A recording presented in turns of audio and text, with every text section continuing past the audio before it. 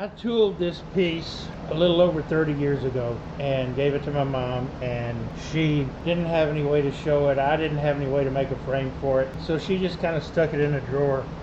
And she recently moved in with my little brother and had it packed away in storage. I asked her to find it. She did, and she gave it back to me. So now I really want it on the wall. I just really do. So I'm going to make a backer for it, and I'm going to make a frame. I'm going to glue it to this piece of plywood, and I will leave probably an inch to an inch and a half around it, and then make a frame out of African mahogany for it. As you saw, it's 9.5 inches wide. It's not a very big picture. Just over 9.5 inches by 7 3/8. This is the original size of the picture that I traced. This was on the cover of an old phone book years ago. I traced it and then I tooled it. I'm just really happy with how it came out. I think it was a pretty little piece. Anyway, it's going to be going on the wall. So that's what I'm going to be doing in this project. I'm going to be cutting. I like this grain the way it looks here, so I'm going to cut a backer for this, and then I will start building a frame based on the size of the backer. So let's get to it.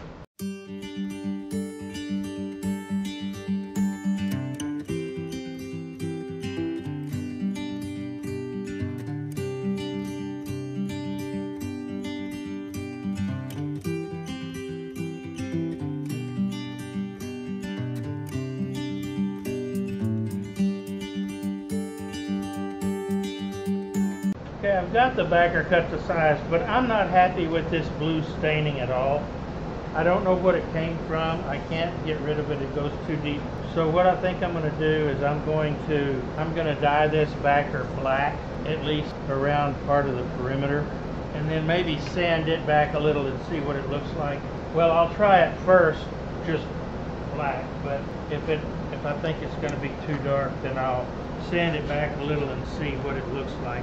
And like I do everything that I do black, I use Speedball Super Black India ink. It gives me the effect that I like. And one of the things I like about it is it lets me still see the grain, and I can see that. If you've got a strong grain structure, it's still like this is. It still lets it show. If you've got a weak grain structure, then it does what it's supposed to there as well and just covers everything up. So as you can see,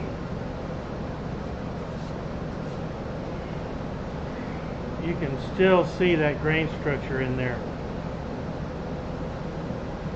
Now I'll let this dry a little bit before I see what the leather's going to look like on it.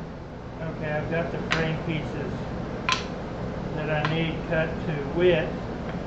Now what I'm going to do is I'll go over to the drum sander and make sure they're all the same thickness. They're not quite. This one's a little thicker. So we'll get them all the same thickness, and then we can start doing the milling for the shape. Now I'll cut my dados. Actually, I'm not cutting dados, I'm cutting rabbits. I'll get it right in a minute.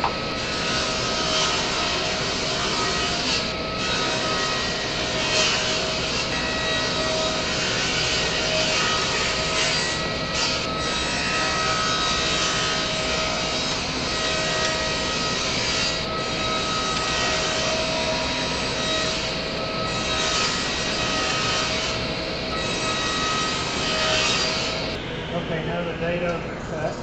I have to figure out now what kind of shape I want to put on these. I've typically been putting about a 7-degree bevel on them because it's simple and I think it looks pretty good. Okay, I've got this set up. This time I'm cutting it at 11 degrees.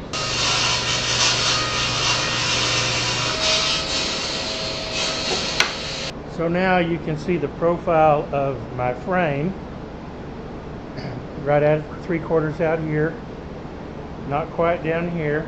Got a nice little slope to it, and I think it'll give it enough definition. Okay, back to the frame for my leather piece. I've got my Craig miter gauge set at 45 degrees, and I'll start making the cuts.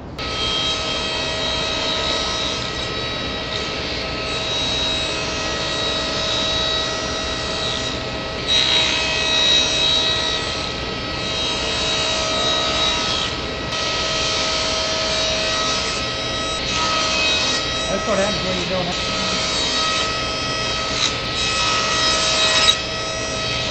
That ought to work. Let's see if it really do. That side's good. Oh yeah, that'll work. That will work. Gotta glue it up, put it in the clamps. When I'm ready for that, I'll come back.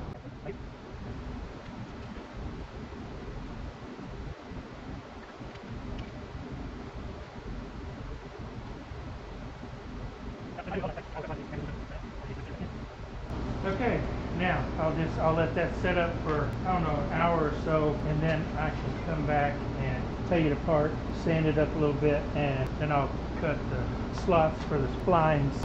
Okay, I've got my spline jig set up. I'm going to cut my splines.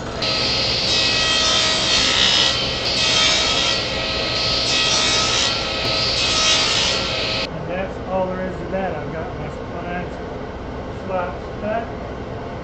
Now I can glue my splines in. I'm really happy with that jig. Works nice. Cut my splines a little too big, but that's okay. This is pine and the glue will swell up. I'm going to put some glue on both sides. You saw a lot sticking out, so I don't need a whole lot. Make sure I get plenty on the bottom.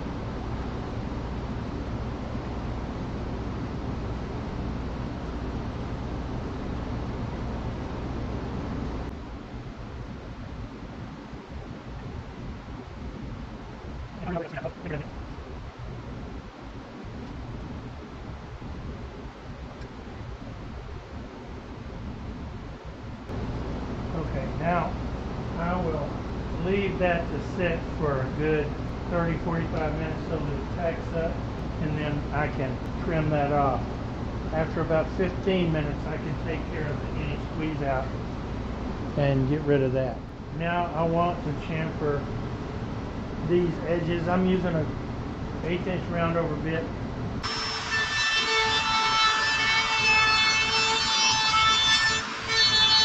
Now I want to do the back, but I want to lower it just a little. I don't want it quite that round. Before I do anything else, I'm going to sand the back of this up at 150, and I think I may want a different profile on this edge here. I'll look at my router bits and see what I've got.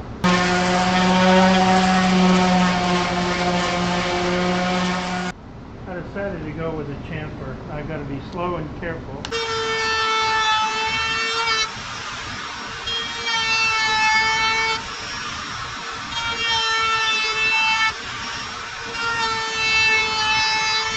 Oh yeah, I like that. I like that.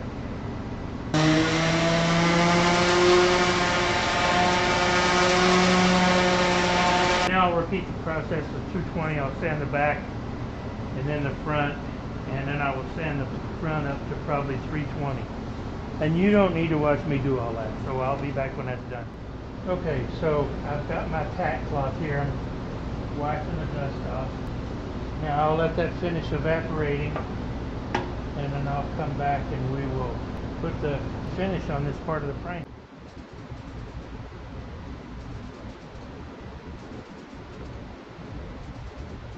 I'll let that dry a couple hours, recoat it. I love this stuff, but that's the only thing, is it just takes too long to dry. 2 coats, front and back. That might be enough, but I'm not going to be able to put any more on today.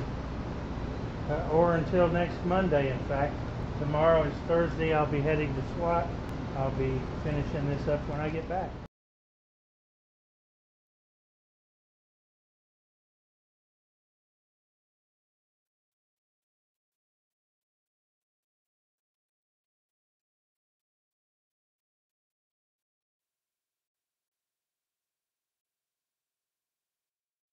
Okay, so I've taken clear Gorilla Glue. and spread on the back of this leather. So now I'm going to turn it around and center it.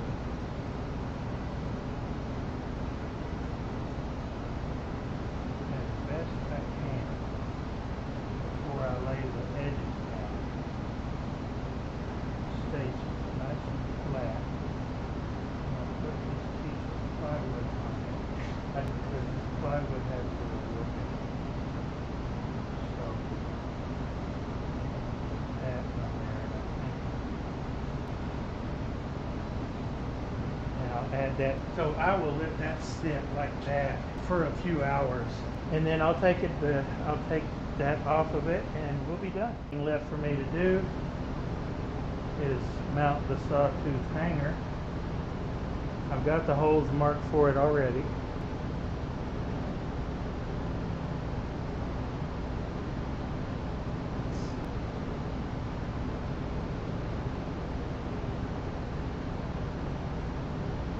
And I order these in bulk.